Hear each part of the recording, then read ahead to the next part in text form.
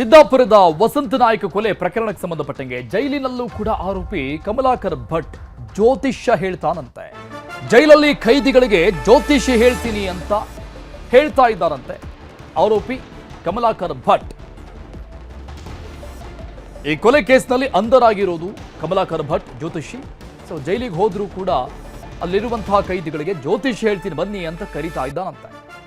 ಇದಲ್ದೇ ಜೈಲರ್ಗೂ ಕೂಡ ಭವಿಷ್ಯ ಹೇಳ್ತೀನಿ ಅಂದಿದ್ದಾನಂತೆ ಕಮಲಾಕರ್ ಭಟ್. ಸೊ ಹೀಗಾಗಿ ಕಮಲಾಕರ್ ಭಟ್ ಮೇಲೆ ಕಾರವಾರದ ಜೈಲರ್ ರೇಗಾಡಿದ್ದಾರೆ, ವಾರ್ನ್ ಮಾಡಿದ್ದಾರೆ. ಮೊದಲಿಗೆ ನಿನ್ನ ಭವಿಷ್ಯ ನೀನು ನೋಡ್ಕೋ ಅಂತ ಹೇಳಿದ್ದಾರಂತೆ ಜೈಲರ್. ನಿನ್ನ ಭವಿಷ್ಯನೇ ನಿನಗೆ ಗೊತ್ತಿಲ್ಲ ಅಂತ ಜೈಲರ್ ವಾರ್ನ್ ಮಾಡಿದ್ದಾರೆ, ರೇಗಾಡಿದ್ದಾರೆ. ಆತ ಕರೆದಾಗ ಗೊತ್ತಿದ್ರೆ ಇಲ್ಲಿ ಬಂದು ರೊಟ್ಟಿ ಮುರಿತಿದ್ದೆ ನೀನು ಅಂತ ಪ್ರಶ್ನೆ ಮಾಡಿದ್ದಾರೆ. ಅವ್ರು ಹೇಳ್ತಾ ಇರೋದು ಕರೆಕ್ಟ್. ಕಮಲಾಕರ್ ಭಟ್ಗೆ ಬೈದು ಬುದ್ಧಿ ಹೇಳಿದ್ದಾರೆ ಜೈಲರ್. ನಿನ್ನ ಭವಿಷ್ಯ ನಿನ್ನ ಕೈಯಲ್ಲಿದ್ದಿದ್ರೆ, ನಿನಗೆ ಗೊತ್ತಿದ್ದಿದ್ರೆ ನೀನ್ಯಾಕೆ ಇಲ್ಲಿ ಬಂದು ಮುದ್ದೆ ಮುರಿತಾ ಇದ್ದೆ, ರೊಟ್ಟಿ ಮುರಿತಾ ಇದ್ದೆ ಅಂತ ಜೈಲರ್ ರೇಗಾಡಿದ್ದಾರೆ ಕಮಲಾಕರ್ ಭಟ್ ಮೇಲೆ. ಜೈಲಲ್ಲೇ ವಶೀಕರಣದ ತಂತ್ರ ಮಾಡ್ತೀನಿ ಅಂತ ಹೇಳ್ತಾ ಇದ್ದಾನಂತೆ ಕಮಲಾಕರ್ ಭಟ್.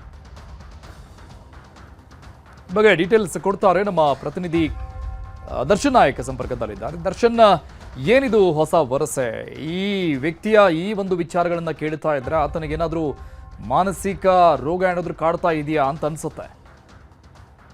ಅರುಣ್, ಉತ್ತರ ಕನ್ನಡ ಜಿಲ್ಲೆಯ ವಸಂತ್ ನಾಯ್ಕ್ ಅಂದ್ರೆ ಸಿದ್ದಾಪುರದ ವಸಂತ್ ನಾಯ್ಕ್ ಕೊಲೆ ಪ್ರಕರಣದ ಪ್ರಮುಖ ಆರೋಪಿಯಾಗಿರತಕ್ಕಂತ ಕಮಲಾಕರ್ ಭಟ್ ಜೈಲಿಗೆ ಆದ ಮೇಲೆ ಜೈಲಲ್ಲಿ ಏನ್ ಮಾಡ್ತಾ ಇದ್ದ ಎನ್ನುವಂತಹ ಒಂದು ಪ್ರಶ್ನೆ ಸಾಮಾನ್ಯವಾಗೂ ಎಲ್ರಿಗೂ ಕಾಡ್ತಾ ಇರತ್ತೆ. ಯಾಕಪ್ಪ ಅಂದ್ರೆ ಇಷ್ಟು ವರ್ಷಗಳ ಕಾಲ ಜ್ಯೋತಿಷ ಶಾಸ್ತ್ರವನ್ನ ಹೇಳ್ಕೊಂಡು ಬರ್ತಿರತಕ್ಕಂತ ಈ ಕಮಲಾಕರ್ ಭಟ್ ಜೈಲಲ್ಲಿ ಏನ್ ಮಾಡ್ತಾ ಇರ್ಬೋದು ಎನ್ನುವಂತ ಒಂದು ಪ್ರಶ್ನೆ ಇತ್ತು. ಆದ್ರೆ ಈತ ಜೈಲಲ್ಲಿ ಖೈದಿಗಳಿಗೂ ತಾನು ಭವಿಷ್ಯ ಹೇಳ್ತೀನಿ, ನಿಮ್ ಭವಿಷ್ಯ ಮುಂದೆ ಹೇಗಿದೆ ಎನ್ನುವಂತಹ ಬಗ್ಗೆ ಹೇಳ್ತೀನಿ, ನಿಮ್ಮ ಜ್ಯೋತಿಷ ಶಾಸ್ತ್ರ ಹೇಳ್ತೀನಿ, ವಶೀಕರಣ ತಂತ್ರ ಕೂಡ ನಾನು ಇಲ್ಲಿ ಕೂತಲ್ಲೇ ಹೇಳ್ತೀನಿ ಎನ್ನುವಂತ ಬಗ್ಗೆ ಹೇಳ್ತಿದ್ದಂತೆ. ಅದ್ರ ಜೊತೆಗೆ ಇಷ್ಟಕ್ಕೂ ಬಿಡದಂತ ಕಮಲಾಕರ್ ಭಟ್ ಜೈಲರಿಗೂ ಆಗಿರ್ಬೋದು, ಅಲ್ಲಿನ ಜೈಲು ಸಿಬ್ಬಂದಿಯವರಿಗೂ ತಾನು ನಿಮ್ಮ ಭವಿಷ್ಯ ಹೇಳ್ತೀನಿ ಅನ್ನುವಂತ ಬಗ್ಗೆ ಹೇಳ್ತಿದ್ದಂತೆ. ಆದ್ರೆ ಇದಕ್ಕೆ ಉತ್ತರ ಕೊಟ್ಟಂತ ಜೈಲರ್ಗಳು, ಅದೇ ರೀತಿ ಜೈಲಿನ ಸಿಬ್ಬಂದಿಯವರು, ನಿನ್ನ ಭವಿಷ್ಯ ನಿನ್ನ ಬಗ್ಗೆ ಗೊತ್ತಿದ್ರೆ ಈ ರೀತಿ ಕೊಲೆ ಆರೋಪಿಯಾಗಿ ನೀನು ಇಲ್ಲಿ ಬಂದು ರೊಟ್ಟಿ ಮುರಿತಾ ಇರ್ಲಿಲ್ಲ, ಬದಲಾಗಿ ಏನೋ ಮುಂದೆ ದೊಡ್ಡ ಸಾಧನೆ ಮಾಡ್ತಿದ್ದೆ. ಈ ಜ್ಯೋತಿಷ ಶಾಸ್ತ್ರವನ್ನ ಹೇಳೋದು ಆಗ್ಲಿ ಅಥವಾ ಬೇರೆ ಬೇರೆ ಏನಾದ್ರೂ ತಂತ್ರಗಾರಿಕೆ ಮಾಡೋದನ್ನ ಇಲ್ಲಿ ಜೈಲಲ್ಲಿ ಮಾಡಬೇಡ, ಇದ್ರ ಮಾಡಿದ್ರೆ ಬೇರೆ ತರ ಆಗಿರುತ್ತೆ, ಹುಷಾರು ಅಂತ ಜೈಲಿನ ಅಧಿಕಾರಿಗಳಾಗಿರ್ಬೋದು, ಜೈಲಿನ ಸಿಬ್ಬಂದಿಯವರು ಗದರಿಸಿ ಹೇಳಿರುವಂತದ್ದು. ಆದ್ರೂ ಬಿಡದ ಈತ ಇತ್ತೀಚೆಗೆ ಮತ್ತೆ ಅಲ್ಲಿಂದ ಮೂಲಗಳ ಮಾಹಿತಿ ಪ್ರಕಾರ ಆತ ಮತ್ತೆ ತಾನು ಇಲ್ಲಿ ಏನ್ ಬೇಕಾದ್ರೂ ಹೇಳಿ ನಿಮ್ಗೆ ಗುತ್ತಲೆ ಮಾಡ್ತೀನಿ, ಅದೇ ರೀತಿ ನಿಮ್ಗೆ ಯಾವುದೇ ರೀತಿಯಾದಂತ ವಶೀಕರಣ ತಂತ್ರ ಆಗಿರ್ಬೋದು, ಬೇರೆ ಏನ್ ಬೇಕಾದ್ರೂ ಹೇಳಿ ಎನ್ನುವಂತ ಬಗ್ಗೆಯೂ ಕೂಡ ಈಗ ಹೇಳ್ತಾ ಇರುತ್ತಾನೆ ಎನ್ನುವಂತಹ ಒಂದು ಮಾಹಿತಿ ಈಗ ನ್ಯೂಸ್ 18ಗೆ ಲಭ್ಯವಾಗಿರುವಂತದ್ದು. ಹೀಗೆ ಜೈಲಿನ ಸಿಬ್ಬಂದಿ ಆಗಿರ್ಬೋದು, ಅದರ ಜೊತೆಗೆ ಇನ್ನುಳಿದ ಖೈದಿಗಳಿಗೂ ಇದೇ ರೀತಿಯಾಗಿ ಕಿರಿಕಿರಿ ಮಾಡ್ಕೊಂಡು ಬರ್ತಾ ಇರುವಂತಹ ಒಂದು ಘಟನೆಗಳು ಈಗ ನಡೀತಾ ಇರುವಂತದ್ದು. ಜೈಲ್ ಲೈಫ್ ಹೇಗಿದೆ ಎನ್ನುವಂಥದ್ದು ಕೇಳೋದಾದ್ರೆ ಆತನಿಗೆ ಪಾಪ ಪ್ರಜ್ಞೆ ಒಂದಿಷ್ಟು ಕಾಡ್ತಾ ಇಲ್ಲ ಅಂತೆ. ಅದರ ಬದಲಾಗಿ ತಾನು ಭವಿಷ್ಯ ಹೇಳ್ತೀನಿ, ಅದ್ರ ಜೊತೆಗೆ ವಶೀಕರಣ ಮಾಡ್ತೀನಿ ಎನ್ನುವಂತ ಬಗ್ಗೆನೇ ಮಾತ್ರ ಹೇಳ್ತಾ ಕುಳಿತಿರುವಂತಹ ಒಂದು ಘಟನೆಗಳು, ಅಂಶಗಳು ಈಗ ಬೆಳಕಿಗೆ ಬರ್ತಾ ಇರುವಂತದ್ದು. ಅರುಣ್, ಥ್ಯಾಂಕ್ ಯು ದರ್ಶನ್ ಡೀಟೇಲ್ಸ್ಗೆ. ಮಧ್ಯಪ್ರಾಚ್ಯದಲ್ಲಿ ನಿಲ್ಲದ ರಕ್ತಪಾತ, ವಾಯುನೆಲೆ, ಅಣು ಘಟಕ ಟಾರ್ಗೆಟ್, ಎಲ್ಲೆಂದರಲ್ಲಿ ಬೀಳ್ತಿವೆ ಮಿಸೈಲ್ ಬಾಂಬ್, ಮಹಾಯುದ್ಧ.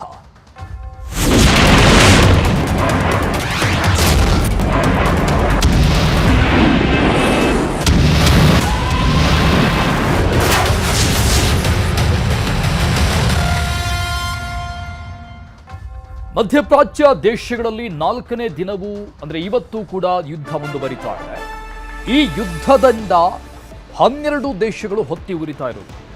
ಮಧ್ಯಪ್ರಾಚ್ಯದಲ್ಲಿರುವಂತಹ ದೇಶಗಳು. ಖಮೇನಿ ಸಾವಿನ ನಂತರ ಇರಾನ್ ತನ್ನ ಆಕ್ರೋಶವನ್ನು ವ್ಯಕ್ತಪಡಿಸ್ತಾ ಇದೆ, ಕೊತ ಅಂತ ಕುದಿತಾ ಇದೆ. ಪ್ರತೀಕಾರದ ಪ್ರತಿಜ್ಞೆಯನ್ನ ಮಾಡಿದ ಇರಾನ್ ಸೌದಿ ಅರೇಬಿಯಾದ ರಿಯಾದ್ ಮೇಲೆ ದಾಳಿಯನ್ನು ನಡೆಸಿದೆ. ಅಮೆರಿಕದ ರಾಯಭಾರ ಕಚೇರಿ, ರಿಯಾದ್ನಲ್ಲಿರುವಂತಹ ಅಮೆರಿಕದ ರಾಯಭಾರ ಕಚೇರಿಯನ್ನು ಗುರಿಯಾಗಿಸಿಕೊಂಡು ಇರಾನ್ ಅಟ್ಯಾಕ್ ಮಾಡಿದ್ದಾರೆ.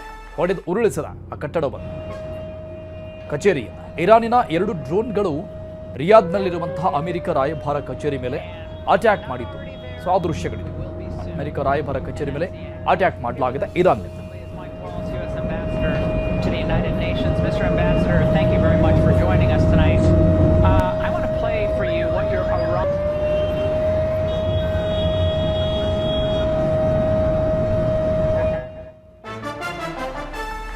ಇರಾನ್ನಿಂದ ಬಹರೇನ್ ಮೇಲೆ ಮತ್ತಷ್ಟು ದಾಳಿಯಾಗಿದೆ.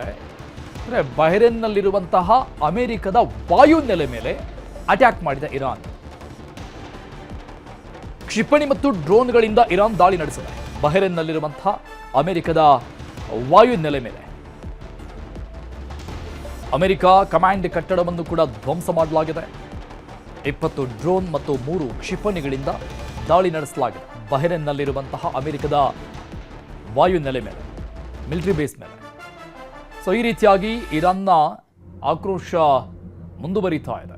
ನೋಡಿ, ಇದು ಟಾರ್ಗೆಟ್ ಮಾರ್ಕ್ ಮಾಡಿ ನಾವು ತೋರಿಸ್ತಾ ಇದ್ದೀವಿ. ಇದು ಕ್ಷಿಪಣಿ ಮತ್ತು ಡ್ರೋನ್ಗಳನ್ನು ಬಳಸಿ ಅಟ್ಯಾಕ್ ಮಾಡಲಾಗಿದೆ.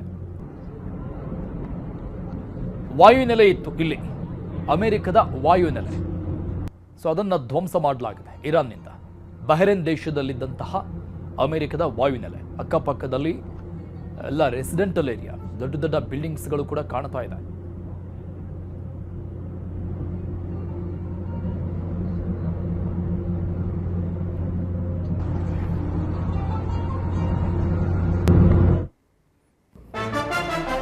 ಇದೆಲ್ಲ ಒಂದ್ ಕಡೆ ಆದ್ರೆ, ಈಗ ಇರಾನ್ ಮೇಲೆ ಮತ್ತಷ್ಟು ದಾಳಿ ಮಾಡೋಕೆ ಅಮೆರಿಕ ಕೂಡ ಪ್ಲಾನ್ ಮಾಡಿಕೊಳ್ತಾ ಇದೆ.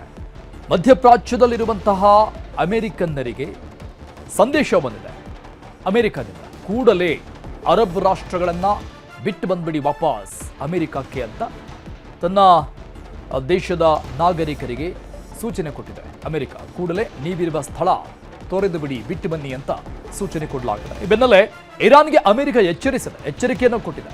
ಇರಾನ್ ಮೇಲಿನ ದಾಳಿಗೆ ಶಸ್ತ್ರಾಸ್ತ್ರಗಳ ದಾಸ್ತಾನಿದೆ, ನಾವು ಎಲ್ಲವನ್ನ ಶೇಖರಣೆ ಮಾಡಿಟ್ಕೊಂಡಿದ್ದೀವಿ. ಉನ್ನತ ಮಟ್ಟದ ಶಸ್ತ್ರಾಸ್ತ್ರಗಳನ್ನು ಅಮೆರಿಕ ಹೊಂದಿದೆ. ಇನ್ ಕೇಸ್ ಅಗತ್ಯ ಬಂದ್ರೆ ದೀರ್ಘಕಾಲದ ಯುದ್ಧ ಕೂಡ ನಾವು ಮಾಡ್ತೀವಿ, ಅದಕ್ಕೂ ಸಿದ್ಧ ಅಂತ ಟ್ರಂಪ್ ಹೇಳಿದ್ದಾರೆ. ಸದ್ಯಕ್ಕಂತೂ ಯುದ್ಧವನ್ನ ನಿಲ್ಲಿಸೋದಿಲ್ಲ ಅನ್ನುವಂತಹ ಮಾಹಿತಿ ಅಮೆರಿಕದಿಂದ ಹೊರಬೀಳ್ತಾ ಇದೆ. ಸೊ ಹೀಗಾಗಿ ಮಧ್ಯಪ್ರಾಚ್ಯದಲ್ಲಿರುವಂತಹ ಅಮೆರಿಕನ್ನರಿಗೆ ಸಂದೇಶ ಬಂದಿದೆ ಅಮೆರಿಕ ದೇಶದಿಂದ, ವಾಪಸ್ ಬಂದ್ಬೇಡಿ ದೇಶಕ್ಕೆ, ಅಲ್ಲಿ ಏನು ಬೇಕಾದರೂ ಆಗಬಹುದು, ಅತಿ ದೊಡ್ಡ ವಿಧ್ವಂಸವನ್ನ ನಾವಲ್ಲಿ ಸೃಷ್ಟಿ ಮಾಡ್ತೀವಿ.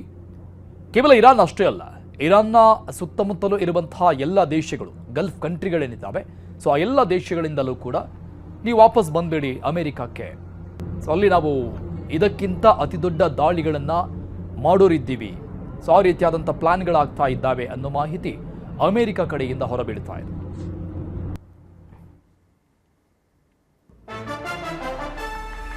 ಇರಾನ್ ಮೇಲೆ ಅಮೆರಿಕ ಸೇನೆ ಮತ್ತಷ್ಟು ದಾಳಿಯನ್ನು ನಡೆಸಿದೆ. ಈಗ ಇರಾನ್ನ ವಾಯುನೆಲೆಯನ್ನು ಗುರಿಯಾಗಿಸಿಕೊಂಡು ಅಟ್ಯಾಕ್ ಮಾಡಿದೆ ಅಮೆರಿಕ. ಕ್ಷಿಪಣಿ ಉಡಾವಣಾ ತಾಣಗಳ ಮೇಲೆ ಅಮೆರಿಕ ದಾಳಿ ನಡೆಸಿದೆ. ಅಂದರೆ ಮಿಸೈಲ್ಗಳನ್ನು ಉಡಾವಣೆ ಮಾಡುವಂತಹ ತಾಣಗಳು, ಆ ಜಾಗಗಳನ್ನು ಉಡಾಯಿಸಿದೆ ಅಮೆರಿಕ. ಇರಾನ್ನ ಏರ್ ಡಿಫೆನ್ಸ್ನ ಸಿಸ್ಟಮ್ ಏನಿತ್ತು ಅದನ್ನು ಒಡಿಸ್ ಮಾಡಿದೆ ಅಮೆರಿಕ. ಕ್ಷಿಪಣಿ ಮತ್ತು ಡ್ರೋನ್ ಉಡಾವಣೆ ತಾಣಗಳ ಮೇಲೆ ಅಮೆರಿಕದಿಂದ ದಾಳಿಯಾಗಿದೆ. ಸೊ ಭೀಕರತೆ ಜಾಸ್ತಿ ಆಗ್ತಾ ಇದೆ. ಅಮೆರಿಕ ಹೇಳಿದಂಗೆ ಮೇನ್ ಟಾರ್ಗೆಟ್ಗಳನ್ನು ರೀಚ್ ಆಗ್ತಾ ಇರೋದು. ಸೊ ಪ್ರಮುಖವಾಗಿ ನಿನ್ನೆ ಈ ಬ್ಯಾಲಿಸ್ಟಿಕ್ ಕ್ಷಿಪಣಿಗಳನ್ನು ಹೊತ್ಕೊಂಡು ಬರ್ತಾ ಇದ್ದಂಥ ಟ್ರಕ್, ಅತಿ ದೊಡ್ಡ ಟ್ರಕ್ ಅನ್ನು ಟಾರ್ಗೆಟ್ ಮಾಡಿ ಹೊಡೆದು ಹಾಕಲಾಗಿತ್ತು. ಮತ್ತು ಈ ಮಿಸೈಲ್ಗಳನ್ನು ಶೇಖರಣೆ ಮಾಡಿ ಇಟ್ಟಿದ್ದಂತಹ, ದಾಸ್ತಾನು ಮಾಡಿ ಇಟ್ಟಿದ್ದಂತಹ ಕಟ್ಟಡವನ್ನೇ ಸಂಪೂರ್ಣವಾಗಿ ಧ್ವಂಸ ಮಾಡಿತ್ತು ಅಮೆರಿಕ B-2 ಬಾಂಬರನ್ನು ಬಳಸಿಕೊಂಡು. ಸೊ ಇವತ್ತು ಕೂಡ ಅದೇ ರೀತಿಯಾದಂತಹ ಟಾರ್ಗೆಟ್ಗಳ ಬೆನ್ನತ್ತಿದೆ ಅಮೆರಿಕ. ಸೊ ಪ್ರಮುಖ ಕ್ಷಿಪಣಿ ಮತ್ತು ಡ್ರೋನ್ ಉಡಾವಣೆ ಮಾಡುವಂತಹ ತಾಣಗಳನ್ನೇ ಟಾರ್ಗೆಟ್ ಮಾಡಿಕೊಂಡು ದಾಳಿ ಮಾಡಿದೆ. ಸೊ ಅದನ್ನೆಲ್ಲ ಧ್ವಂಸ ಮಾಡಿದೆ. ನಾರ್ತ್ ಇಸ್ರೇಲ್ ಮೇಲೆ ಹಿಜ್ಬುಲ್ಲಾ ದಾಳಿ ಮಾಡ್ತಾ ಇದೆ. ಹಿಜ್ಬುಲ್ಲಾ ಇದು ಇಸ್ರೇಲ್ನ ವಿರೋಧಿ ದೇಶ. ಈ ಹಿಜ್ಬುಲ್ಲಾ ಈಗ ಇರಾನ್ ಬೆನ್ನಿಗೆ ನಿಂತುಕೊಂಡಿದೆ.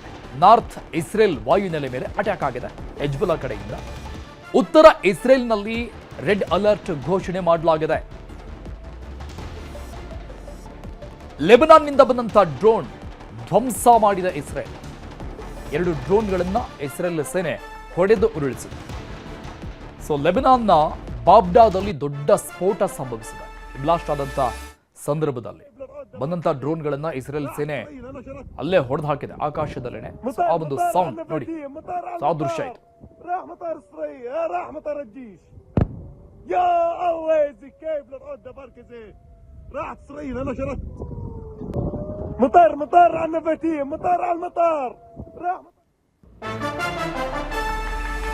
ಇನ್ನು ಬೈರುತ್ ದಾಳಿಗೆ ಸಿಡಿದೆದ್ದಿದೆ ಇಸ್ರಾಯೇಲ್. ಲೆಬನಾನ್ ಮೇಲೆ ಇಸ್ರೇಲ್ ಏರ್ ಸ್ಟ್ರೈಕ್ ಮಾಡಿದೆ. ಲೆಬನಾನ್ನ 3 ಸ್ಥಳಗಳನ್ನ ಗುರಿಯಾಗಿಸಿಕೊಂಡು ದಾಳಿ ನಡೆಸಿದೆ ಇಸ್ರೇಲ್ ಸೇನೆ. ಹರೈಕ್ ನಗರದ ಮೇಲೆ ಇಸ್ರೇಲ್ ದಾಳಿಯನ್ನ ನಡೆಸಿರುವುದು. ಹಿಜ್ಬುಲ್ಲಾ ರೇಡಿಯೋ ಕಚೇರಿ ಧ್ವಂಸ ಆಗೋಗಿದೆ. ಲೆಬನಾನ್ನ ಬಾಬ್ಡಾದಲ್ಲಿ ದೊಡ್ಡ ಸ್ಫೋಟ. ಹಿಜ್ಬುಲ್ಲಾದ ಅಲ್ ನೂರ್ ರೇಡಿಯೋ ಕೇಂದ್ರ ಮತ್ತು ಅಲ್ ಮನಾರ್ ಟಿವಿಯ ಪ್ರಧಾನ ಕಚೇರಿ ಧ್ವಂಸ ಮಾಡಿ ಇಸ್ರೇಲ್ನ ದಾಳಿ. ಇದು ಟಿವಿ ಕಚೇರಿ ಮತ್ತು ರೇಡಿಯೋ ಕಚೇರಿಗಳನ್ನು ಧ್ವಂಸ ಮಾಡಲಾಗಿದೆ. ಲೆಬನಾನ್ ಹಿಜ್ಬುಲ್ಲಾ ರೇಡಿಯೋ ಕೇಂದ್ರ ಧ್ವಂಸಗೊಂಡಿರುವುದು. ಸೊ ಇಸ್ರೇಲ್ ಕೂಡ ಇಲ್ಲಿ ಸುಮ್ಮನೆ ಕುಳಿತುಕೊಂಡಿಲ್ಲ. ಒಂದು ಕಡೆ ಇರಾನ್, ಮತ್ತೊಂದು ಕಡೆ ಇರಾನ್ಗೆ ಸಪೋರ್ಟ್ ಮಾಡ್ತಾ ಇರುವಂತಹ ಪ್ರಮುಖ ದೇಶಗಳನ್ನು ಟಾರ್ಗೆಟ್ ಮಾಡಿಕೊಂಡು ತನ್ನ ದಾಳಿಯನ್ನು ಮುಂದುವರಿಸ್ತಾ ಇದೆ.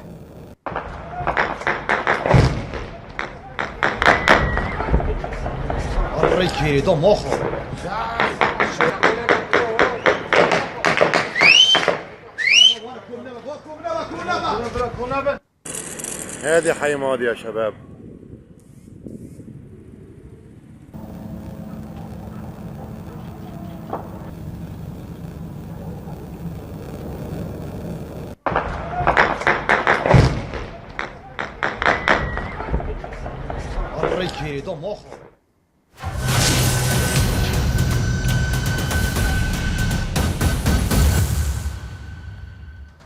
ಕೇತುಗ್ರಸ್ತ ಚಂದ್ರಗ್ರಹಣಕ್ಕೆ ಕ್ಷಣಗಣನೆ ಆರಂಭ ಆಗಿದೆ. ಈ ವರ್ಷದ ಮೊದಲ ಚಂದ್ರಗ್ರಹಣ ಇದು ಆರಂಭ ಆಗಿದೆ.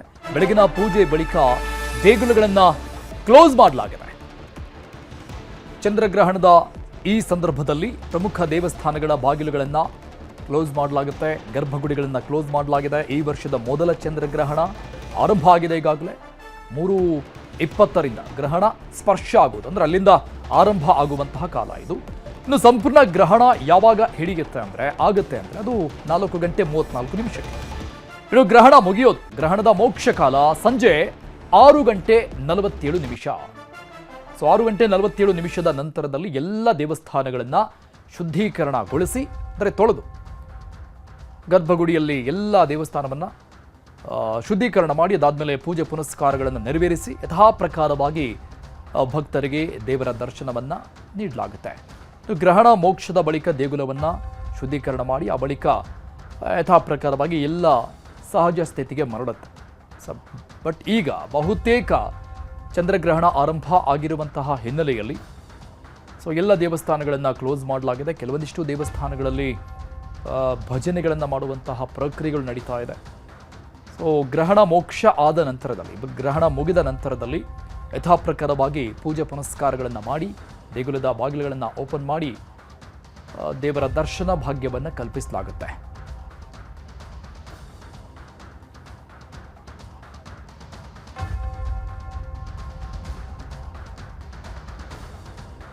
ಗ್ರಹಣದ ಹಿನ್ನೆಲೆಯಲ್ಲಿ ರಾಜ್ಯದ ಹಲವು ಕಡೆ ದೇಗುಲಗಳು ಕ್ಲೋಸ್ ಆಗಿದ್ದಾವೆ. ಕೊಪ್ಪಳ, ಬೆಂಗಳೂರು ಗ್ರಾಮಾಂತರ, ಬೆಂಗಳೂರು, ಬೆಳಗಾವಿ, ಚಿಕ್ಕಬಳ್ಳಾಪುರ ಮತ್ತು ಧರ್ಮಸ್ಥಳ, ಎಲ್ಲ ಪ್ರಮುಖ ದೇವಸ್ಥಾನಗಳ ಬಾಗಿಲುಗಳನ್ನು ಕ್ಲೋಸ್ ಮಾಡಲಾಗಿದೆ.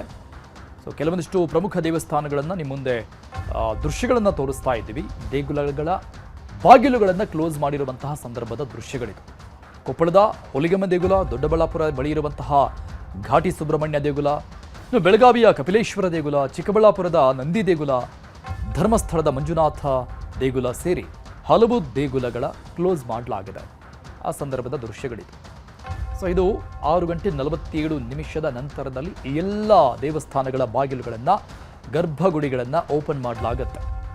ಅದಾದಮೇಲೆ ಪೂಜೆ ಪುನಸ್ಕಾರಗಳನ್ನು ವಿಶೇಷವಾಗಿ ನೆರವೇರಿಸಿ ಯಥಾ ಪ್ರಕಾರವಾಗಿ ದರ್ಶನ ಭಾಗ್ಯವನ್ನು ಭಕ್ತರಿಗೆ ನೀಡಲಾಗುತ್ತೆ.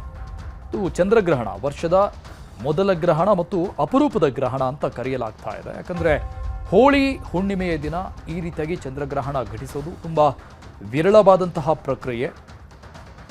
ಇದು ಇವತ್ತು ಬಂದಿರುವಂಥದ್ದು ಇಷ್ಟು ವಿಶೇಷತೆಗಳಿಗೆ ಕಾರಣ ಆಗ್ತಾ ಇದೆ.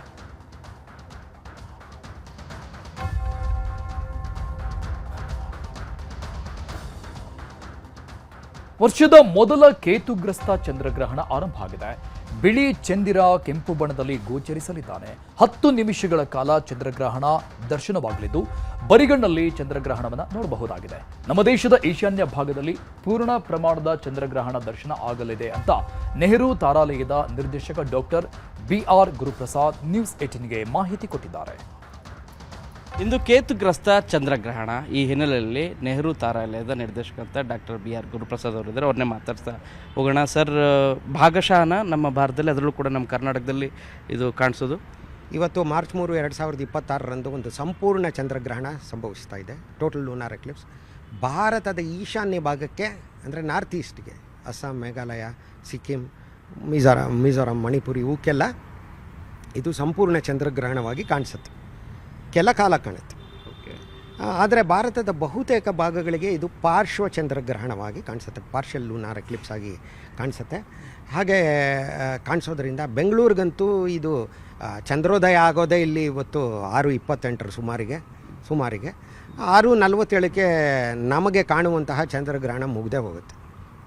ಹಾಗಾಗಿ ಬಹುಮಟ್ಟಿಗೆ ಇದು ಅಂತಹ ಪರಿಣಾಮಕಾರಿಯಾಗಿ ನಮಗೆ ಕಾಣಿಸೋದಿಲ್ಲ ಇದು ಬೆಂಗಳೂರಿಗಂತೂ, ಅಥವಾ ಭಾರತದ ಬಹುತೇಕ ಭಾಗಗಳಿಗೆ ಸಂಪೂರ್ಣವಾಗಿ ಅಂತೂ ಕಾಣಿಸಲ್ಲ. ಆದರೆ ಎಲ್ಲಿ ಬಿಟ್ಟು ಈಶಾನ್ಯ ಭಾರತವನ್ನು ಬಿಟ್ಟು ಈಶಾನ್ಯ ಭಾರತದಲ್ಲಿ ಸಂಪೂರ್ಣ ಚಂದ್ರಗ್ರಹಣವೇ ಕಾಣಿಸುತ್ತೆ. 3:20ರಿಂದ ಶುರುವಾಗುತ್ತೆ. ಸೊ ಅಲ್ಲೆಲ್ಲ ಈಶಾನ್ಯ ಭಾರತದಲ್ಲಿ ಹೆಚ್ಚಾಗಿ ಕಾಣಿಸ್ಕೊಳ್ಳುತ್ತೆ. ಗ್ರಹಣ ಪ್ರಾರಂಭ ಆಗೋದು ಒಂದೇ ಕಾಲಕ್ಕೆ, ಅಂದರೆ 2:14ಕ್ಕೆ ಪ್ರಾರಂಭ ಆಯಿತು ಗ್ರಹಣ. 2:14ರಿಂದ 3:20 ತನಕ ಗ್ರಹಣ ನಡೀತಿದೆ ಅನ್ನೋದೇ ಗೊತ್ತಾಗಲ್ಲ. ಯಾಕಂದರೆ ಚಂದ್ರ ಮೊದಲು ಪ್ರವೇಶಿಸಿದ್ದು ಭೂಮಿಯ ಮಂದವಾದ ಛಾಯೆಯನ್ನು, ಪೆನಂಬ್ರಾ ಅಂತ ಹೇಳ್ತಾರೆ, ಅದು ಇದ್ದಾಗ ಗೊತ್ತೇ ಆಗಿಲ್ಲ. 3:20ಕ್ಕೆ ಚಂದ್ರ ಭೂಮಿಯ ದಟ್ಟವಾದ ಛಾಯೆಯನ್ನು ಪ್ರವೇಶಿಸೋದಕ್ಕೆ ಪ್ರಾರಂಭ ಮಾಡಿದ. ಸೊ ಇದು ನೆಹರು ತಾರಾಲಯದ ನಿರ್ದೇಶಕ ಅಂತ ಡಾಕ್ಟರ್ ಗುರುಪ್ರಸಾದ್ ಅವರ ಮಾತು. ಕ್ಯಾಮರಾ ಪರ್ಸನ್ ರಾಯ್ಡು ಜೊತೆ ಶರಣು ಹಂಪಿ, ನ್ಯೂಸ್ 18. ಸೊ ಇದು ಇವತ್ತಿನ ವಿಶೇಷವಾದಂತಹ ಚಂದ್ರಗ್ರಹಣದ ಮಾಹಿತಿಯನ್ನು ಕೊಟ್ಟರು ನೆಹರು ತಾರಾಲಯದಿಂದ. ಮತ್ತೊಂದು ಕಡೆ ಸಹಜವಾಗಿ ಚಂದ್ರಗ್ರಹಣ ಮತ್ತು ಸೂರ್ಯಗ್ರಹಣದ ಸಂದರ್ಭಗಳಲ್ಲಿ ದೇವಸ್ಥಾನಗಳಲ್ಲಿ ಈ ರೀತಿಯಾಗಿ ಆಚರಣೆಯನ್ನು ಮಾಡಲಾಗತ್ತೆ. ಹಿಂದೂ ಸಂಪ್ರದಾಯದ ಪ್ರಕಾರವಾಗಿ ದೇವಸ್ಥಾನಗಳನ್ನು ಕ್ಲೋಸ್ ಮಾಡಲಾಗುತ್ತೆ. ಪೂಜೆ ಪುನಸ್ಕಾರಗಳನ್ನು ನೆರವೇರಿಸಿ ಗ್ರಹಣ ಮೋಕ್ಷ ಆದಮೇಲೆ ಯಥಾಪ್ರಕಾರವಾಗಿ ಪೂಜೆ ಪುನಸ್ಕಾರಗಳನ್ನು ಮಾಡಿ ಮತ್ತೆ ಯಥಾಪ್ರಕಾರವಾದಂಥ ದರ್ಶನ ಅದೆಲ್ಲವೂ ಕೂಡ ಸಹಜವಾಗಿ ನಡೆಯುತ್ತೆ.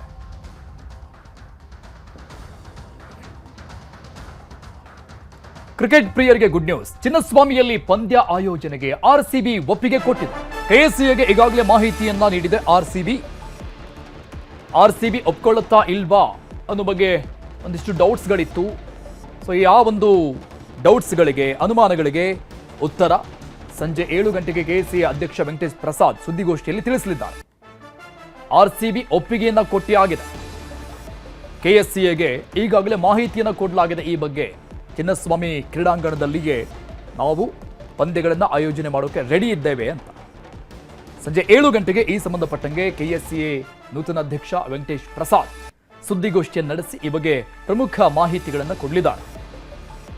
ಸೊ ಚಿನ್ನಸ್ವಾಮಿಯಲ್ಲಿ ಕ್ರಿಕೆಟ್ ಪಂದ್ಯಗಳು ಆಗುತ್ತಾ ಇಲ್ವಾ, RCBಯ ಹೋಮ್ ಗ್ರೌಂಡ್ ಯಾವುದಾಗುತ್ತೆ ಅನ್ನುವಂತಹ ಪ್ರಶ್ನೆಗಳು, ಅನುಮಾನಗಳು ಬಹಳಷ್ಟು ಜನರಲ್ಲಿ ಕಾಡ್ತಾ ಇತ್ತು. ಯಾಕಂದರೆ ಕಳೆದ ವರ್ಷ ನಡೆದಂತಹ ಅತಿ ದೊಡ್ಡ ಘನಘೋರ ಘಟನೆ ನಂತರದಲ್ಲಿ ಇಲ್ಲಿ ಮ್ಯಾಚ್ಗಳನ್ನು ಮಾಡಬೇಕಾ ಬೇಡವಾ ಅನ್ನುವಂತಹ ಪ್ರಶ್ನೆಗಳಿತ್ತು. ಸೊ ಆ ಎಲ್ಲ ಪ್ರಶ್ನೆಗಳಿಗೆ ಈಗ ಆನ್ಸರ್ ಸಿಗ್ತಾ ಇದೆ. ಚಿನ್ನಸ್ವಾಮಿಯಲ್ಲಿ ಕ್ರಿಕೆಟ್ IPL ಪಂದ್ಯಗಳನ್ನು ಮಾಡುವುದಕ್ಕೆ, ಸೊ ಅದರಲ್ಲೂ RCBಯ ಹೋಮ್ ಗ್ರೌಂಡ್ ಯಥಾಪ್ರಕಾರವಾಗಿ ಚಿನ್ನಸ್ವಾಮಿಯ ಗ್ರೌಂಡೇ ಆಗಿರುತ್ತೆ ಅನ್ನುವಂಥದ್ದು ಒಂದು ಕಡೆ ಖುಷಿಯ ವಿಚಾರ. ಒಂದಿಷ್ಟು ಕ್ರಮಗಳನ್ನು ಕೂಡ ಈಗ ಈ ಬಾರಿ ತೆಗೆದುಕೊಳ್ಳಲಾಗ್ತಾ ಇದೆ ರಾಜ್ಯ ಸರ್ಕಾರದ ಜೊತೆಗೆ KCA ಅಧಿಕಾರಿಗಳು ನಿರಂತರವಾಗಿ ಸಭೆಗಳ ಮೇಲೆ ಸಭೆಗಳನ್ನು ಕೂಡ ನಡೆಸಿದ್ರು ಈ ಹಿಂದೆ. ಈ ಕ್ರಿಕೆಟ್ ಆಯೋಜನೆ ವಿಚಾರಕ್ಕೆ ಸಂಬಂಧಪಟ್ಟಂಗೆ, IPL ಆಯೋಜನೆ ವಿಚಾರಕ್ಕೆ ಸಂಬಂಧಪಟ್ಟಂಗೆ ನೋಡಿ, ಲಾಸ್ಟ್ ಇಯರ್ ಆದಂಥ ಒಂದು ಅವಘಡದ ನಂತರದಲ್ಲಿ ಯಾವುದೇ ಒಂದು ಡೊಮೆಸ್ಟಿಕ್ ಕ್ರಿಕೆಟ್ಗಳು ಕೂಡ RCBಯಲ್ಲಿ ನಡೆದಿಲ್ಲ, ರಣಜಿ ಪಂದ್ಯಗಳು ಕೂಡ ನಡೆದಿಲ್ಲ. ಸೊ ಹಾಗಾಗಿ ಡೌಟ್ಸ್ ಇದ್ದೇ ಇತ್ತು ಸಹಜವಾಗಿ. ನೋಡಿ, ಈ ದೃಶ್ಯ ನೋಡ್ತಾ ಇದ್ದೀವಿ, ಇದು ಕಳೆದ ವರ್ಷ RCB ಕಪ್ ಗೆದ್ದಂಥ ಸಂದರ್ಭದಲ್ಲಿ ಆದಂಥ 11 ಜನಗಳ ದುರ್ಮರಣದ ಸಂದರ್ಭದ ದೃಶ್ಯಗಳಿತ್ತು. ಸೊ ಇದಾದ್ಮೇಲೆ ಒಂದಿಷ್ಟು ಅನುಮಾನಗಳಿದ್ದೇ ಇತ್ತು, ಆಗತ್ತಾ ಇಲ್ವಾ ಈ ಬಾರಿ ಹೋಮ್ ಗ್ರೌಂಡ್ RCBಗೆ ಚಿನ್ನಸ್ವಾಮಿ ಕ್ರೀಡಾಂಗಣ ಅಂತ. ಸೊ ಅದಕ್ಕೆ ಆನ್ಸರ್ ಸಿಗ್ತಾ ಇದೆ. ಬಟ್ ಈ ಬಾರಿ ಒಂದಿಷ್ಟು ಪ್ರಿಕಾಷನ್ಸ್ಗಳನ್ನು ತೆಗೆದುಕೊಳ್ಳಬೇಕು ಅನ್ನುವಂಥ ತಾಕೀತಿದೆ. ಸಹಜವಾಗಿ ತೆಗೆದುಕೊಳ್ಳಲೇಬೇಕು. ಅತಿ ದೊಡ್ಡದಾದಂತಹ ಗೇಟ್ಗಳನ್ನು ಮಾಡಬೇಕು, ಸೆಕ್ಯೂರಿಟಿ ಸಿಸ್ಟಮ್ ಜಾಸ್ತಿ ಆಗಿರಬೇಕು, ನೂಕುನುಗ್ಗಲು ಆಗದೇ ಇರುವಂಥ ರೀತಿಯಲ್ಲಿ ಕ್ರಮಗಳನ್ನು ತೆಗೆದುಕೊಳ್ಬೇಕು. ಹೀಗೆ ಒಂದಿಷ್ಟು ಗೈಡ್ಲೈನ್ಸನ್ನು ರಾಜ್ಯ ಸರ್ಕಾರ KSCA ಮುಂದೆ ಇಟ್ಟಿತ್ತು. ಸೊ ಅದೇ ಒಂದು ಗೈಡ್ಲೈನ್ಸನ್ನು RCB ಮ್ಯಾನೇಜ್ಮೆಂಟ್ ಮುಂದೆ KSCA ಇಟ್ಟಿತ್ತು. ಸೊ ಹೀಗಿದ್ರೆ ಕ್ರಿಕೆಟನ್ನು ಆಡಿಸಬಹುದು, ಒಪ್ಕೊಳ್ಬಹುದು ಅಂತ. ಸೊ ಈ ಬಗ್ಗೆ ಚಿಂತನೆ ಮಾಡ್ತಾ ಇತ್ತು RCB ಮ್ಯಾನೇಜ್ಮೆಂಟ್. ಸೊ ಇಲ್ಲಿವರೆಗೂ ಅನೇಕ ಚರ್ಚೆಗಳು, ಮೇಲಿಂದ ಮೇಲೆ ಸಭೆಗಳು ಎಲ್ಲ ಆದ ನಂತರದಲ್ಲಿ ಕೊನೆಗೂ ಈ ಎಲ್ಲ ಒಪ್ಪಂದಗಳಿಗೆ ಅಂದರೆ ರಾಜ್ಯ ಸರ್ಕಾರ ಕೊಟ್ಟಿದ್ದಂತಹ ಅಂದರೆ ನೇಮಕ ಮಾಡಿದ್ದಂಥ ಒಂದು ಸಮಿತಿ ಏನಿತ್ತು, ಸೊ ಆ ಸಮಿತಿ ಹೇಳಿತ್ತು ಏನೇನು ಪ್ರಿಕಾಷನ್ಸ್ಗಳನ್ನು ತೆಗೆದುಕೊಳ್ಬೇಕು, ಏನೇನನ್ನ ಚೇಂಜಸ್ಗಳನ್ನು ಗ್ರೌಂಡ್ನಲ್ಲಿ ಮಾಡಬೇಕು, ಹೊರಭಾಗದಲ್ಲಿ ಗೇಟ್ಗಳಲ್ಲಿ ಮಾಡಬೇಕು, ಯಾವುದೇ ರೀತಿಯಾದಂತಹ ಅಹಿತಕರ ಘಟನೆಗಳು ನಡೀಬಾರದು ಅಂತ ಇದ್ರೆ ಅನ್ನುವಂಥ ನಿಟ್ಟಿನಲ್ಲಿ ಮಾರ್ಗಸೂಚಿಯನ್ನು ಕೊಟ್ಟಿತ್ತು. ಸೊ ಅಂದರೆ ಎಲ್ಲಿ ಲೂಪ್ ಹೋಲ್ ಆಗಿ ಈ ಅತಿ ದೊಡ್ಡ ದುರ್ಘಟನೆ ನಡೆದು ಹೋಗಿತ್ತು ಕಳೆದ ವರ್ಷ ಅಂತ. ಸೊ ಆ ವರದಿ ನಂತರದಲ್ಲಿ ರಾಜ್ಯ ಸರ್ಕಾರ KSCA ಜೊತೆಗೆ ಸಭೆ ನಡೆಸಿ, ಸೊ ಇದೆಲ್ಲ ಲೂಪ್ ಹೋಲ್ಸ್ಗಳಿದ್ದಾವೆ, ಸೊ ಇದನ್ನೆಲ್ಲ ಚೇಂಜ್ ಮಾಡಬೇಕು ಅನ್ನುವಂಥದ್ದು ಮಾರ್ಗಸೂಚಿಯನ್ನು ಕೊಡಲಾಗಿತ್ತು. ಸೊ ಅದನ್ನು ಫಾಲೋ ಮಾಡೋಕ್ಕೆ KSCA ರೆಡಿ ಆಗಿತ್ತು. ಆದರೆ RCB ಮ್ಯಾನೇಜ್ಮೆಂಟ್ ಒಪ್ಕೊಳ್ಬೇಕಲ್ವಾ, ಒಪ್ಕೊಳ್ಳುತ್ತಾ ಇಲ್ವಾ ಅನ್ನುವಂಥ ಪ್ರಶ್ನೆಗಳಿತ್ತು. ಸೊ ಫೈನಲಿ ಈಗ ಖುಷಿ ವಿಚಾರ ಬಂದಿರುವಂಥದ್ದು. ಸೊ ಈ ಬಾರಿ ಎಲ್ಲ ರೀತಿಯಾದಂತಹ ಮುಂಜಾಗ್ರತಾ ಕ್ರಮಗಳನ್ನು, ಒಂದಿಷ್ಟು ಮಾರ್ಪಾಡುಗಳನ್ನು ಮಾಡಿಕೊಂಡ ನಂತರದಲ್ಲಿ RCB ಒಪ್ಕೊಂಡಿದೆ.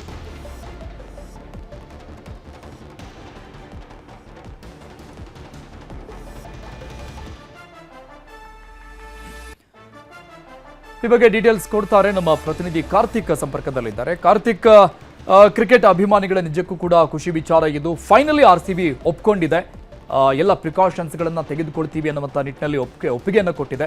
ಸೊ ಈ ಡೀಟೇಲ್ಸ್ ಇದೆ ಈ ಬಗ್ಗೆ. ಅರುಣ್, ಪ್ರಮುಖವಾಗಿ RCBಯ ಒಂದು ಸಂಭ್ರಮಾಚರಣೆ ವೇಳೆ ನಡೆದಂತ ದುರಂತದ ನಂತರದಲ್ಲಿ ಚಿನ್ನಸ್ವಾಮಿಯಲ್ಲಿ ಯಾವುದೇ ಒಂದು ಪಂದ್ಯಗಳು ಕೂಡ ನಡೆದಿರಲಿಲ್ಲ. ಈಗ ಪಂದ್ಯವನ್ನ ಆಯೋಜನೆ ಮಾಡೋದಕ್ಕೆ KSCA ಹರಸಾಹಸವನ್ನು ಪಡ್ತಾ ಇತ್ತು. ಈ ನಡುವೆ RCB ನಿರ್ಧಾರ ಏನಿರುತ್ತೆ ಅನ್ನುವಂತ ಒಂದು ಪ್ರಶ್ನೆಗಳು ಸಾಕಷ್ಟು ಉದ್ಭವವಾಗಿತ್ತು. ಮಾತುಕತೆಯನ್ನ ಮಾಡಿದ್ರು. ಆದ್ರೆ ಮಾತುಕತೆಯ ಬಳಿಕವೂ ಕೂಡ ಸರ್ಕಾರ ಪಂದ್ಯವನ್ನು ಆಯೋಜನೆ ಮಾಡೋದಕ್ಕೆ ಅವಕಾಶ ಕೊಟ್ಟರೆ ಆದ್ರೂ ಸಹಿತ RCB ತನ್ನ ನಿರ್ಧಾರವನ್ನು ಬಹಿರಂಗವಾಗಿ ಪ್ರಕಟಣೆ ಮಾಡಿರಲಿಲ್ಲ. ಆದ್ರೆ ಈಗ RCB ತನ್ನ ನಿರ್ಧಾರವನ್ನು ಪ್ರಕಟ ಮಾಡಿದೆ. KSCAಗೆ ಈ ಒಂದು ಚಿನ್ನಸ್ವಾಮಿ ಸ್ಟೇಡಿಯಂನಲ್ಲಿ ಥ್ಯಾಂಕ್ ಯು ಕಾರ್ತಿಕ್, ಡೀಟೇಲ್ಸ್.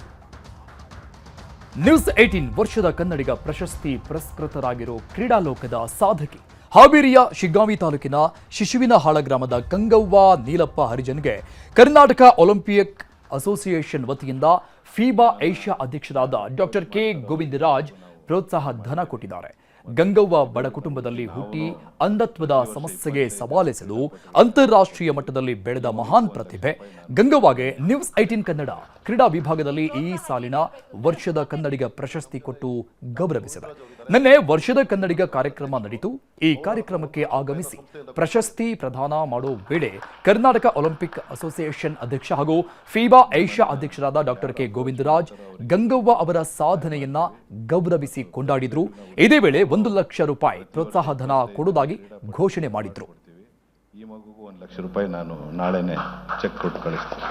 ನಿಮ್ ಪ್ರೋತ್ಸಾಹ ಹೀಗೆ ಇರಬೇಕು ಸರ್. ಮತ್ತೆ ಇಲ್ಲಿ ನಮ್ಮ ಜೊತೆ ಡಾಕ್ಟರ್ ಗೋವಿಂದರಾಜ್ ಅವರು ಇದೀಗ ಕಾರ್ಯಕ್ರಮ ಮುಗಿದು 24 ಗಂಟೆ ಕಳೆಯೋದ್ರೊಳಗೆ ಗಂಗವ್ವಗೆ ಪ್ರೋತ್ಸಾಹ ಧನ ನೀಡಿದ್ದಾರೆ ಗೋವಿಂದರಾಜ್.